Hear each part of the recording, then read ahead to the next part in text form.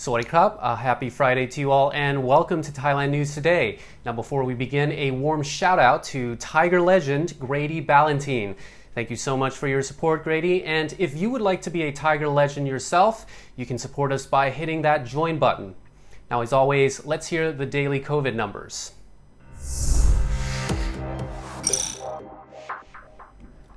Thailand's daily COVID-19 infection report hit a record high at 2,070 today.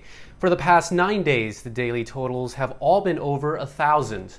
4 more coronavirus-related deaths were also reported, raising the total number of COVID fatalities in Thailand since the start of the pandemic to 121. Bangkok is still the current hot zone with 740 new cases. The other leading provinces were Chiang Mai with 237, 125 in Chonburi, which includes Pattaya, 38 in Surat Thani, which includes Koh Samui, and 35 in Rayong. There are more breakdowns of the provincial totals at thethaiger.com. In related COVID news, Koh Koot, which is an island in Thailand's southeastern province of Trat, is closing as of today after 2 hotel workers were found to be infected with COVID-19. The island will close until May the 1st as a safety precaution. A hotel bartender was the first to register a positive test for the virus, and after tests on other employees, another infection was found. Meanwhile, Thailand is to take delivery of the Russian COVID-19 vaccine Sputnik V, along with 10 million doses from U.S. vaccine manufacturer Pfizer. PM Prayut Chan-o-cha has announced that the Russian leader Vladimir Putin has agreed to sell the vaccine to Thailand through a government-to-government contract.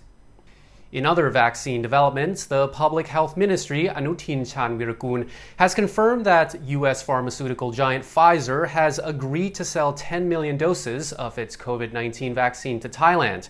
However, he is currently unable to confirm when they might arrive in the country.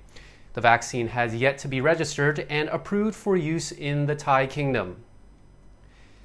The Thai immigration's online system for 90-day checks for foreigners living in Thailand is back up and running, so we were told anyway.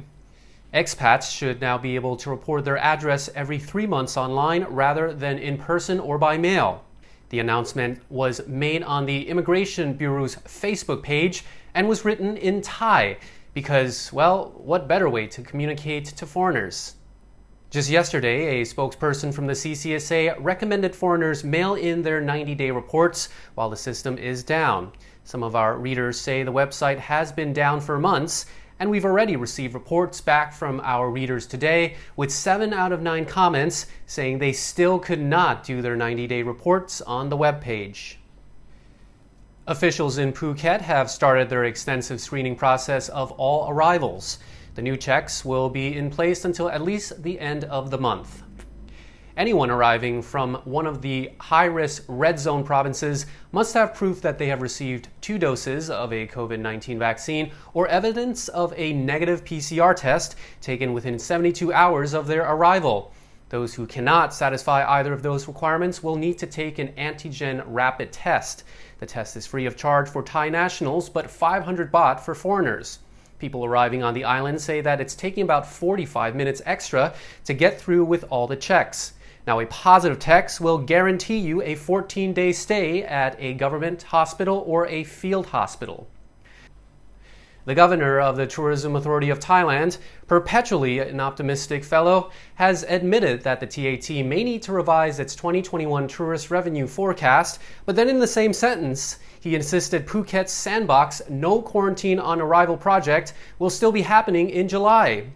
The Sports and Tourism Minister agreed to this, saying the Health Ministry had placed an urgent request for at least 950,000 vaccine doses for Phuketians. He said, quote, "We will continue to proceed with Phuket Sandbox project because the Prime Minister sees the country's economic and tourism resurgence as a priority." Meanwhile, Phuket's main hospitals were busy yesterday giving the second doses to some of the islanders who received their first doses a few weeks ago. Now, apart from the hospitals, there were also vaccinations in progress at Phuket Airport, Angsana Laguna, Jung Silan, Sapan Hin, and Orchid Resort. One man has been shot dead and two others arrested after an armed clash with rangers. It followed an attack on a defense volunteer outpost in Yingao district in northeast Narathiwat just before 8 p.m. last night. The rangers and insurgents exchanged shots for about 5 minutes. Soon after, the rangers arrested 2 men and found another man shot dead. 3 others fled the scene. A 56-year-old British man is appealing to be repatriated after surviving an attempted suicide, falling from a 6-story balcony right here in Thailand. The family of the man is trying to raise £10,000, about 435,000 baht, in order to fly him home after he has been stuck in a Thai hospital recovering from his injuries. The man broke his pelvis, both arms, and both legs in the fall and has already had 1 foot amputated. He has no insurance, and before the accident, he has suffered from chronic diabetes. You can read that full story at thetiger.com. And finally, 6 cats are up for auction after their owners were involved in a drug raid. Thailand's Office of Narcotics Control Board says, according to the law, the cats are considered living assets and must be put up for auction. The furry felines, apparently all innocent, were confiscated along with other assets during the arrest of a suspect who was charged with being involved in an illegal drug trafficking network. They were all auctioned off at 2 today. No news in what the 6 cats fetched in the auction or where they're off to, though I wouldn't be surprised if they showed up at Tim's house. And with that, you're now up to date on the news. Thank you so much for watching. Be sure to subscribe to the channel for more news and featured stories. Have a wonderful and safe weekend. สวัสดีครับ